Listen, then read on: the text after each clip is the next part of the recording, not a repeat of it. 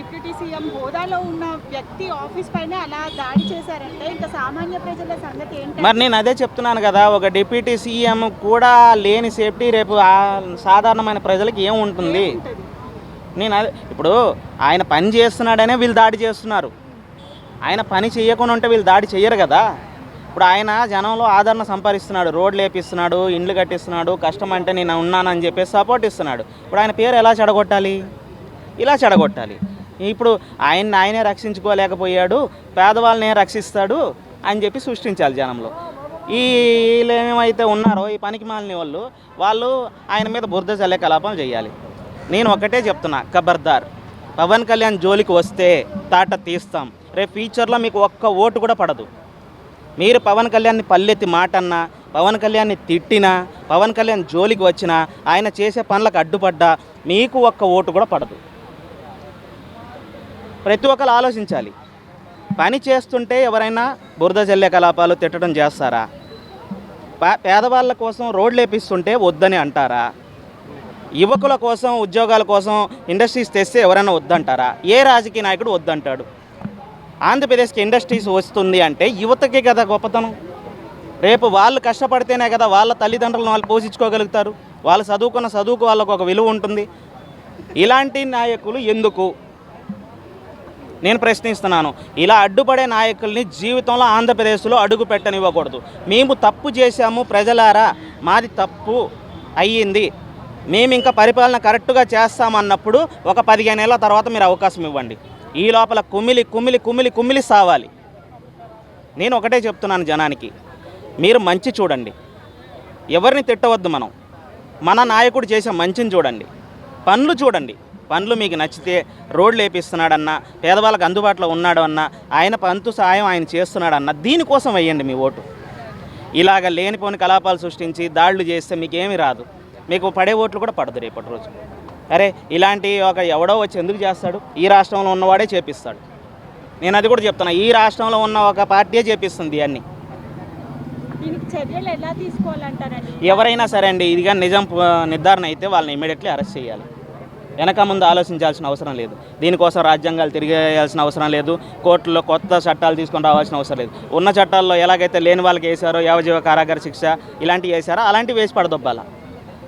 ఉన్న వాళ్ళకి ఒకటి, లేని వాళ్ళకి ఒకటే? అందరినీ సమానంగా చూడండి. కోర్టులు చట్టాలు అందరికీ సమానం అనేటప్పుడు అందరినీ సమానంగా చూడండి.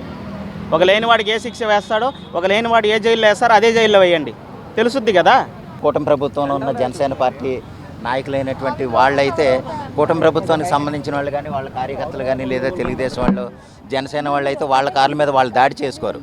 కానీ ఇక్కడ ఏంటంటే వేరే ప్రత్యర్థులు లేదా ఖచ్చితంగా అయితే వైసీపీ నాయకులు లేదా వైసీపీ నాయకులు ఆడించిన డ్రామా ప్రకారమే ఆ కార్లు ధ్వంసం చేసే దుండగులు వస్తారు తప్ప వీళ్ళ పార్టీ నుంచి వీళ్ళే ధ్వంసం చేసుకునే దుస్థితులు అయితే వీళ్ళు ఉంటారని నేను అనుకోవట్లేదు.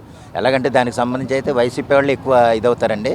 ఎందుకంటే ఈ మధ్య వాళ్ళ మీద ఏదో దాడులు చేసేస్తున్నట్టు, లేకపోతే వాళ్ళని ఏదో జైలు పాలు చేసినట్టు ఇదవుతున్నారు. ఏది వాళ్ళు చేసిన తప్పుల్ని కప్పుపుచ్చుకుని పక్కన పెట్టుకుని వాళ్ళ కావాలని మమ్మల్ని జైల్లో పెట్టారు, కావాలని మమ్మల్ని ఇబ్బంది పెడుతున్నారు అని వాళ్ళ కుటుంబాలతో చెప్పించి, వాళ్ళ పిల్లలతోనూ లేకపోతే పిల్లలతోనూ చెప్పించి ఆ విధంగా చేస్తున్నారు. ఆ విధంగా మనం కూడా చేద్దామన్న ఉద్దేశంతో వీళ్ళు కూడా దాడులు చేయడం మొదలెట్టారో ఏమో. అంటే ఏది కూటమి ప్రభుత్వం వాళ్ళు వాళ్ళని కావాలని జైల్లో పెట్టారు అని వాళ్ళు భ్రమించినప్పుడు ఆ విధంగానే మనల్ని మనం కూడా కక్ష తీర్చుకోవాలి కదా. వాళ్ళ ఆఫీసుల్ని, వాళ్ళ సామాగ్రిని, లేకపోతే వాళ్ళ కార్లను కూడా మనం కూడా ధ్వంసం చేద్దాం అన్న ఉద్దేశంతో ఏమన్నా దాడి చేసి ఉండొచ్చు అని నేను అనుకుంటున్నాను. అంతకంటే ఏం కదా. ఇటువంటి ఎక్కువగా అయ్యి అలాగే ఉంటాయండి. ఎందుకంటే రకరకాలుగా విద్వేషాలు మనం అంటే చూస్తే గత 2 నెలలుగా అవే జరుగుతున్నాయి. ఏది ఒకళ్ళ తర్వాత ఒకళ్ళు దాడి చేయటం, ఒకళ్ళ తర్వాత ఒకళ్ళు నానా రకాల బూతులు మాట్లాడడం, ఏదో రాష్ట్రంలో అనిశ్చితి క్రియేట్ చేయాలన్న ఉద్దేశంతో వాళ్ళు వ్యవహరించడం అనేది చాలా దారుణంగా ఉంది. పెట్టుబడులు పక్క నుంచి తీసుకొస్తున్నారు, వాళ్ళని ఏమన్నా వెనక్కి తరిమి కొట్టాలన్న ఉద్దేశంతో వాళ్ళు అలా వ్యవహరిస్తున్నారో మనకు తెలియదు. కానీ వాస్తవానికైతే రాష్ట్రంలో ఇంకా అలజడులు కానీ విద్వేషాలు వైషమ్యాలు రెచ్చగొట్టాలన్న ఉద్దేశంతోనే వైసీపీ పార్టీ వాళ్ళు ప్రయత్నం చేస్తున్నారు అనేది మనం వరుసగా జరిగే పరిణామాలు బట్టి చూస్తున్నాం. ఆ విధంగా ఈరోజు కూడా మంగళగిరిలో జరిగిన పార్టీ ఆఫీస్ మీద కానీ, లేదా 2 కార్ల మీద జరిగిన ఈ విధ్వంసం కానీ అలాగే ఉంది.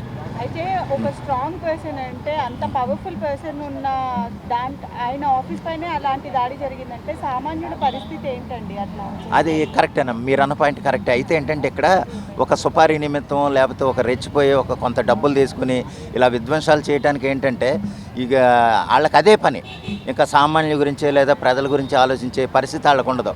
ఇదిగో మాకు ఈ డబ్బులు ఇచ్చి పని చేయమన్నారు కాబట్టి మేము ఆ పనే చేద్దాం, వాళ్ళని ఆ ఆఫీసు ధ్వంసం చేద్దాం, ఆ 2 కార్లు తగలెట్టేయటం లేకపోతే పగలగొట్టేయటం చేద్దామన్న ఆలోచనలను వెళ్తారు.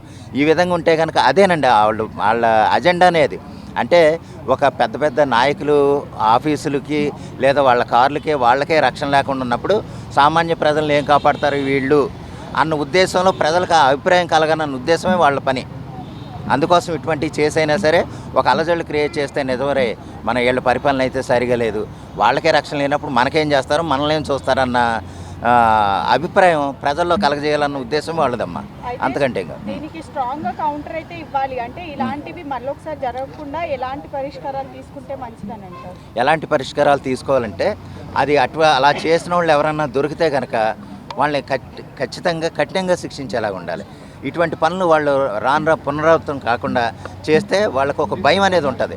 మన దగ్గర ఉన్న కొంచెం ఇదేంటంటే అటువంటి ఎందుకో కానీ రివెంజ్ డ్రామాలు తక్కువ, ఏదో చేశారనుకుంటారు, ఆ వేళ్ళు ఏదో మాట్లాడినోడు అనవసరంగా ఇదైపోతాడు, కానీ వాళ్ళు సైలెంట్గానే ఉంటారు. వాళ్ళు సైలెంట్గా ఉండి కొన్ని రోజులు ఆగితే మొత్తం మర్చిపోయేలాగా ఆ పరిస్థితులు మనకు వచ్చేస్తున్నాయి. అలా కాకుండా ఇది ఎవరు చేశారు ఏంటి అనేది దాని మీద ఏమన్నా చర్యలు తీసుకునేలాగుంటే మరొకసారి తర్వాత ఎప్పుడైనా చేసేవాళ్ళు కొంచెం ఆలోచిస్తారు, జాగ్రత్త పడతారు అనేది నా ఉద్దేశం. ఆల్రెడీ ఇప్పుడు జనసేన అండ్ తెలుగుదేశం కూటమి పరిపాలిస్తుంది. అలాంటి పరిపాలిస్తున్న ప్రభుత్వం వైఎస్ఆర్సీపీ మీద దాడులు జరిగాయి, అలాగే ఈల పార్టీల మీద దాడులు జరిగాయి. వాటిని ఖండించకుండా అందులో ఉన్న కొంతమంది నాయకులు దాన్ని ఎంకరేజ్ చేశారు. అది చాలా తప్పు. ఎందుకంటే ఆపోజిషన్ పార్టీ వ్యతిరేకించినా పర్లేదు, కానీ పాలక పార్టీ అనేది ఎప్పుడు కూడా ప్రజలకు తప్పు చేసిన వాళ్ళకి ఒక సమాధానంగా ఉండాలి. అలాంటిది వాళ్ళు ఎంకరేజ్ చేయడం, ఈవెన్ అనిత గారు కానీ వాళ్ళ వే ఆఫ్ టాకింగ్ కానీ, ఎవరైనా ఎంపీలు ఎమ్మెల్యేలు ప్రజలకు లేదా స్కూల్స్కి వెళ్ళి ప్రజలకి ఆటలు ఆడిపించాలి, కానీ వీళ్ళు గేమ్స్ ఆడుకుంటున్నారు. అసలు గెలిచాం కదా, ఎలాగైనా గెలిస్తాం, మన ఎవడు ఇక్కడ పీకలేడు 5 years వరకు, మనం ఏం చెప్తే అదే న్యాయమని అనుకుంటున్నారు. ఇప్పుడు జనసేన పార్టీ కార్యాలయం మీద దాడులు జరిగాయి. ఇకపై తెలుగుదేశం పార్టీ కార్యాలయాలపై కూడా దాడులు జరుగుతాయి, నో డౌట్ ఎట్ ఆల్.